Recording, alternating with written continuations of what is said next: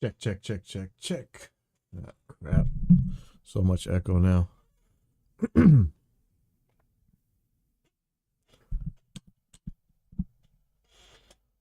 Hi, this is Pipeline Audio. Welcome to Evidence Based Audio number 159. And this is probably going to be the last one like this in a while because I had to take out the room treatment I had. And this is driving me nuts, right? Even right now, you can hear the bounce. And everybody's always trying to de-reverb their mixes. This is why. Anyway, this is number 159, and this is the Forges Lit. Okay, so just right off the bat, that's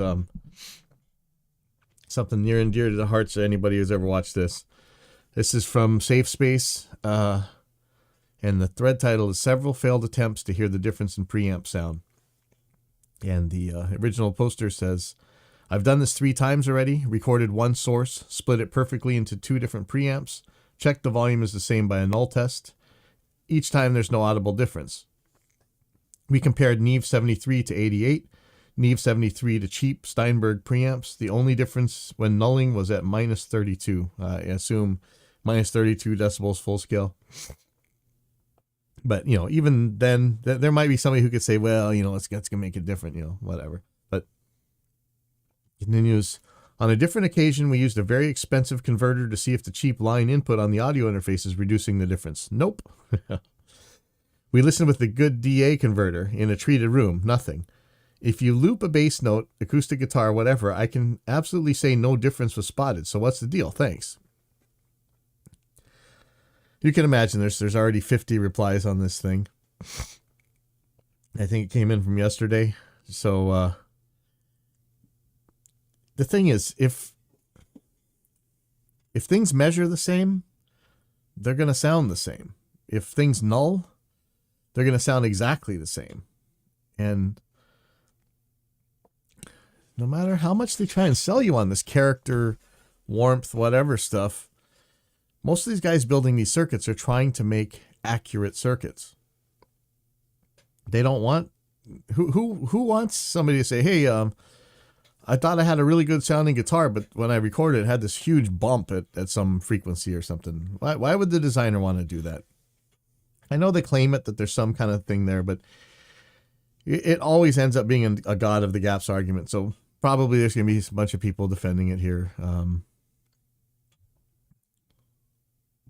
And then, one of the things you always hear as an apologetic here, hi, from my experience, many of the differences begin when you overdrive them a little. So they might have different overdrive characteristics. But, when you're talking about operating a thing in its linear range, really? Somebody else, some mics are influenced more by the preamp more than others. TLM mics, for example, will be influenced more than, say, a tube mic. Man, there's some crazy blanket statements with no evidence here.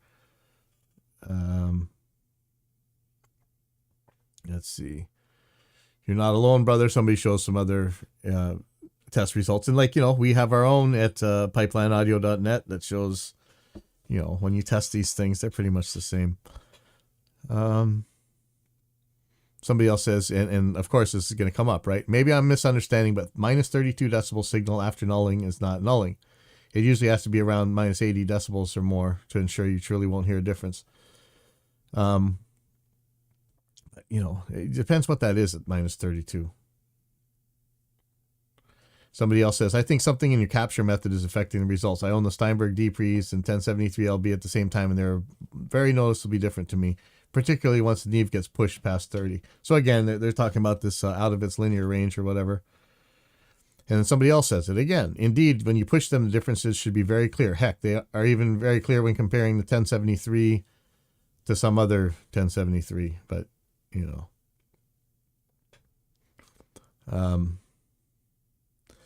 but it seems more like this guy actually did kind of a better test than these other guys. You can always say that, I used this mic one week, and then I had a different band in, and we used this other mic this other week, and it sounded way better. Like, well, it has nothing to do with it, man. It could be the band, could be so many bajillion different things. What are you measuring there? Okay, let's see. What mic did you use and what speakers are you listening on? It doesn't matter. Here comes somebody. Okay, so this is the when we talk about God of the gaps, it's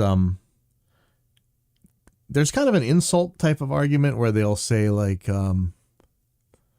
if you had the right ears, you'd be able to hear it. If you had the right gear, you'd be able to hear it. If you know, because, and actually, like you're hearing right now, the acoustics of a room matter. You know, some things do matter, and things matter in various degrees. Some things don't matter at all. But this is kind of that creeping goalpost. Where can I hide God amongst the dust bunnies? When you're looking to understand subtle differences, then method will be important. Was one source split perfectly, meaning a passive split going to two different preamps simultaneously? Mics and preamps are a dynamic system. A passive split has a microphone interacting with both preamps simultaneously, so some of the influence of the preamp on the source will now impact the input signal feeding the other preamp. Why? What? Okay, show me that the preamp has an effect on the microphone. That matters. That's a whole nother claim people are bringing in. So there's always, you know, when they say, if you found a transitional form, now the creationists will say, oh, well, now you got to find two more transitional forms, each on the outside of the one you just found, you know. So these goals are always going to move. And so here goes. This is the whole color thing. And I guarantee, I almost guarantee that the guy who posted this could not pick between his own mic preamps in a properly double-blinded test, like an ABX test. So this guy says, couple things. Most of us with a bunch of colored preamps, I have a BAE, BLA, Heritage Audio Custom 1272 with vintage, some kind of transformers, various modded tube preamps, etc., are pushing them into a range where there's audible distortion going on when we want to hear the preamp. But how often do you do that? And I'm not all that sure because of a video you may have seen a while back where I was just testing the soft clipper of one of our plugins, and with the right EQ, I was pretty much able to get very close to some of the guitar modelers out there, guitar amp modelers anyway. So I wonder just how different the distortion is. I know that I used to think that if I wanted a really smacky snare and just crushing hard cymbals, I would use the API mic preamps that we had, or I would use something else. You know, we had these terms for the different mic preamps, and I really think probably all complete nonsense. So this guy says, I also think transformer saturation on everything is bad unless you're really going for a crunchy funk 45 lo-fi thing. Interesting. When operating under nominal gain, I probably wouldn't be able to tell the difference between a 1272 clone and the BAE or the Yamaha 8-channel rack preamp. I don't think you'd be able to tell even when they're distorted. I don't know. My advice, focus on things that move the needle a little bit further towards the end of the goal rather than flap around with the preamps and converters. That's good advice. This is what we always talk about here, just epistemology, you know, how do you know what you know? If somebody's going to make a claim, they better be able to bring some evidence that it's even true before you start wasting all your money on it. Okay, next. So what do I have here? Sorry. Okay.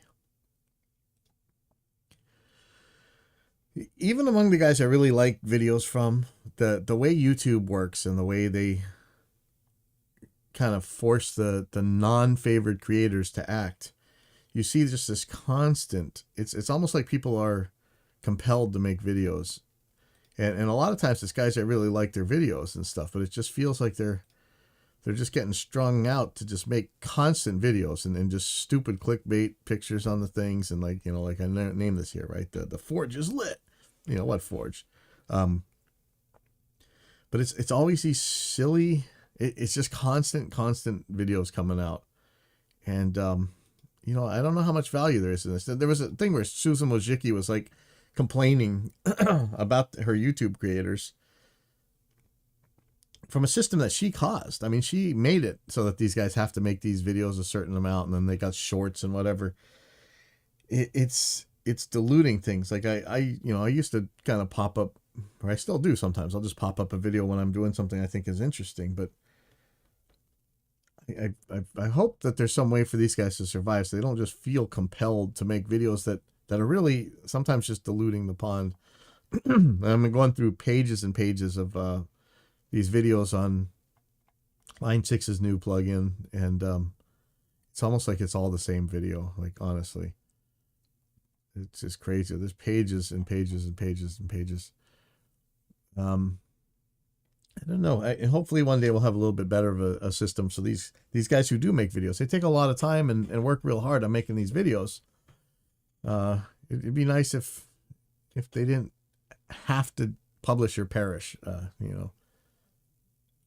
Okay, so next thing.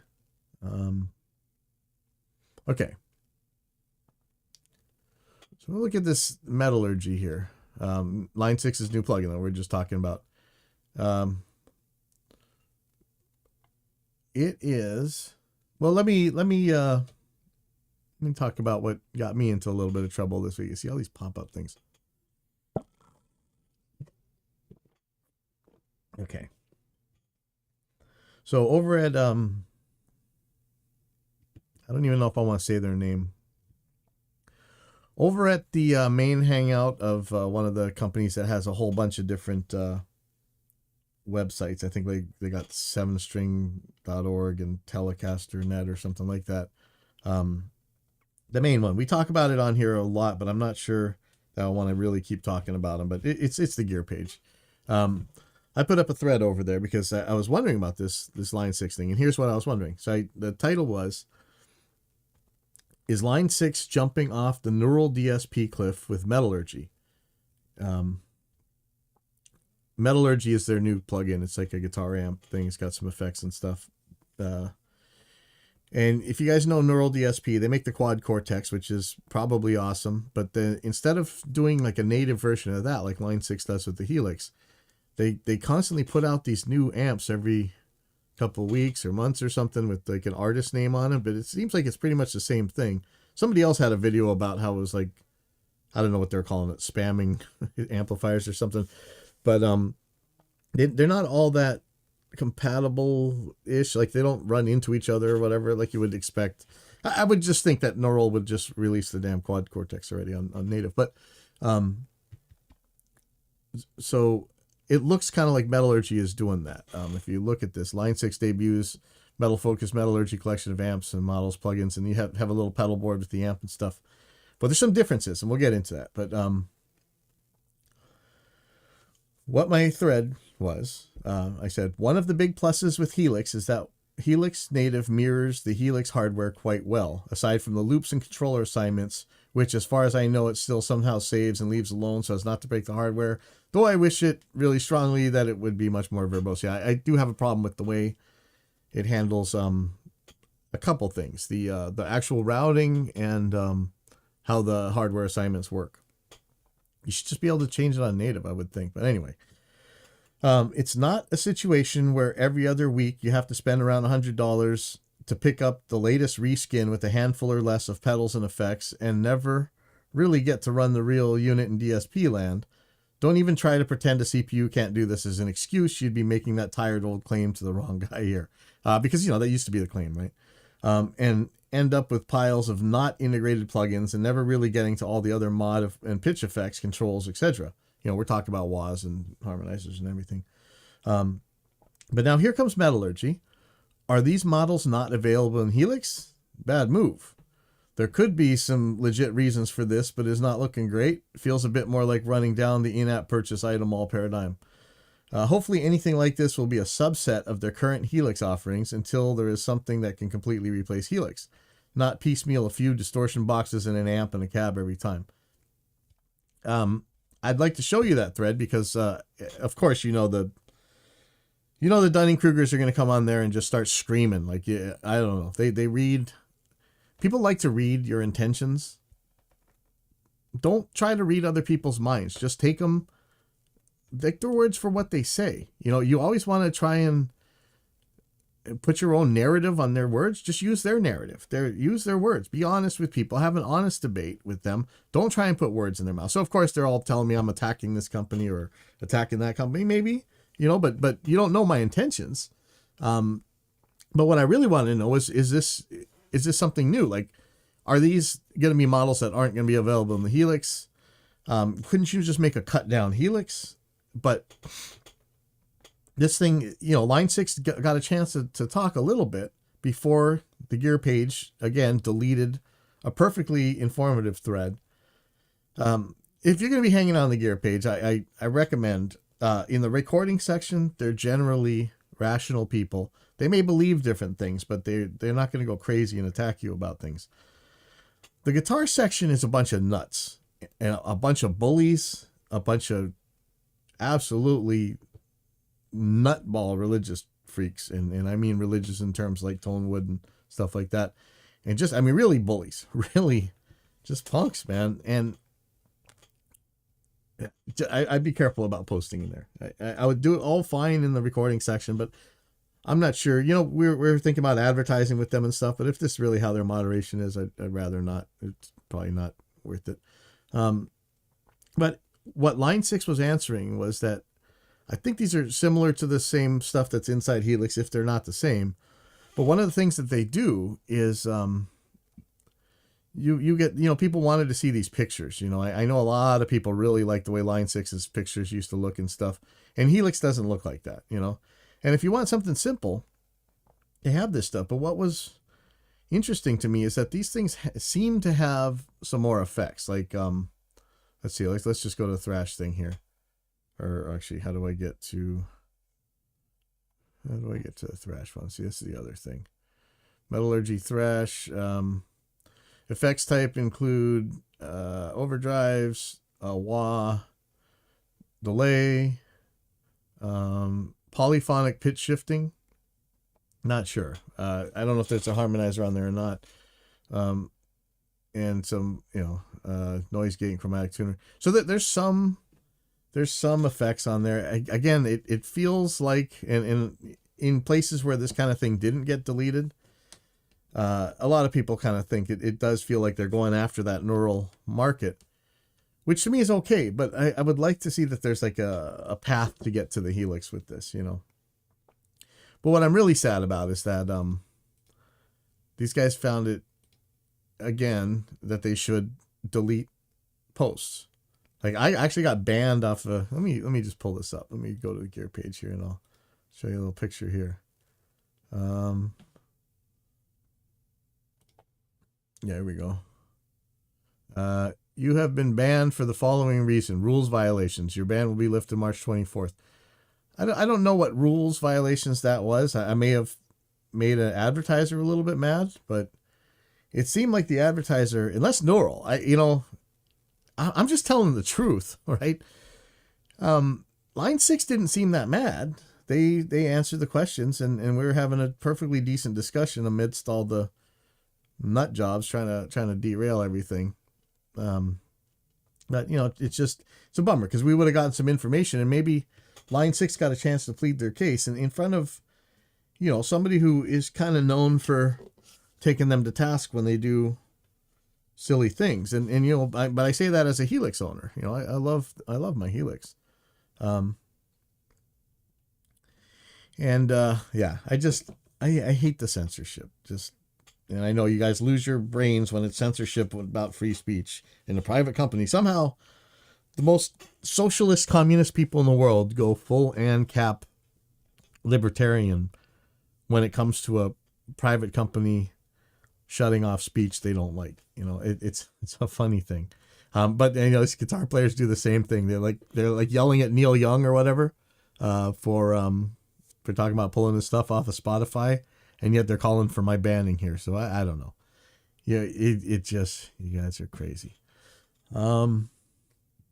Next thing, okay, I saw this video, and one of the things we always see when you're getting new guitar players on, and sometimes it's something that lasts a lifetime, a bad habit, like banana fingers, where your knuckles bend backwards and you're kind of pushing everything out of tune. There's a video up called "How to Stop Sounding Like a Beginner" by Robert Baker, and it was recommended to me, so we're gonna watch this together. Hopefully these sounds working. So let's see how this goes. Hey, you want to sound better? I got you.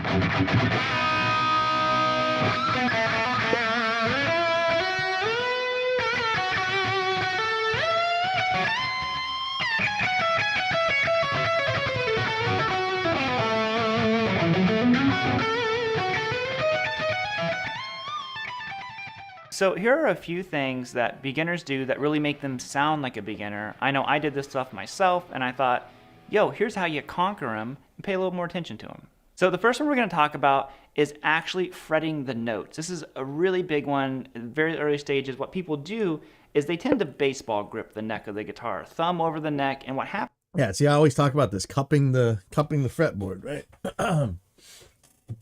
And pull up a guitar here. Ooh, I don't know if you can, it's tiny little camera, but like they're cupping the guitar. If you could go perpendicular into the frets, it seems to work better. You know, one of the things I'm always worried about is tuning.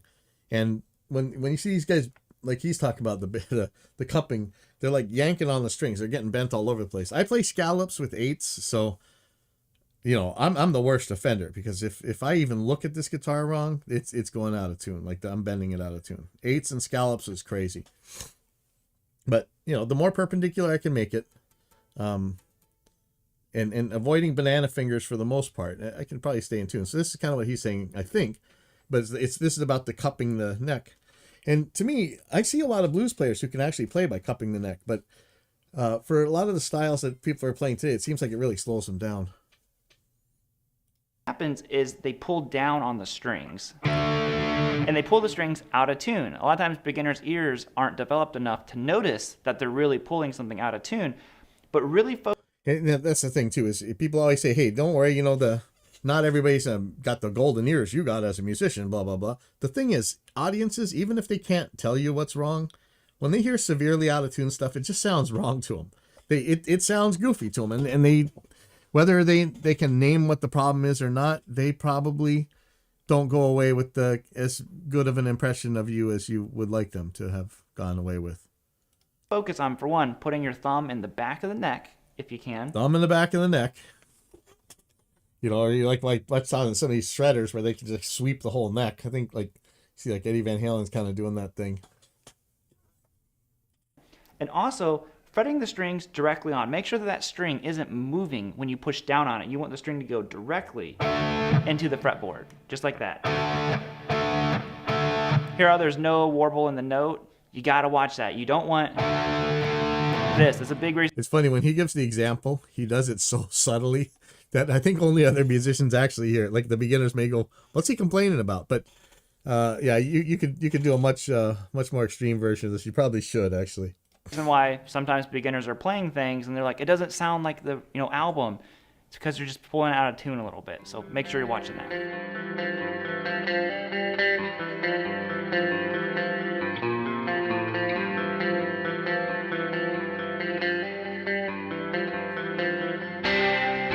So the next one is adding space to your notes. A lot of times when you're learning scales for the first time, beginners just tend to play a scale like this.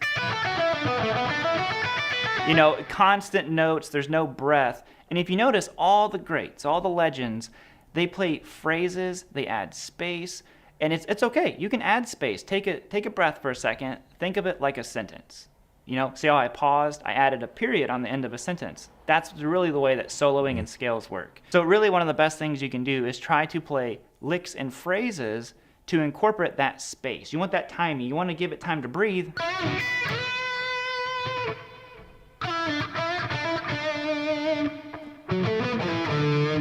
I don't really have anything to say on the writing stuff. I'm sure he's completely right. Try stepping back a little bit, adding some space.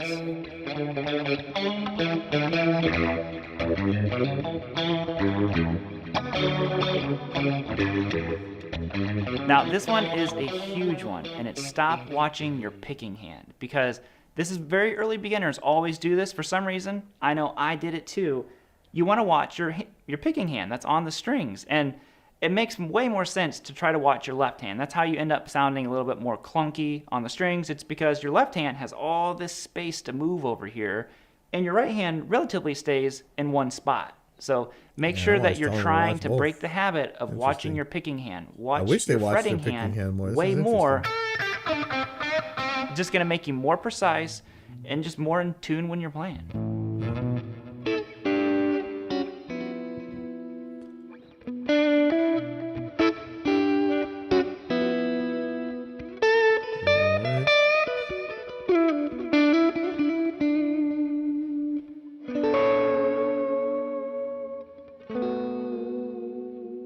And one final little tip that I want to throw in here is just make sure that you're always tuning your guitar. Every single time before you practice, tune it up. It takes 2 seconds, and then you're back to rocking. And I think other than that, I'm going to bounce out of here, guys. If you would, leave a... Yeah, well, this was okay. I mean, not groundbreaking, but, you know what? Yeah, it's always like I'm saying, I'm always worrying about people playing in tune, you know? And there's so many ways to not be in tune. Just because your guitar's in tune doesn't mean you're playing in tune.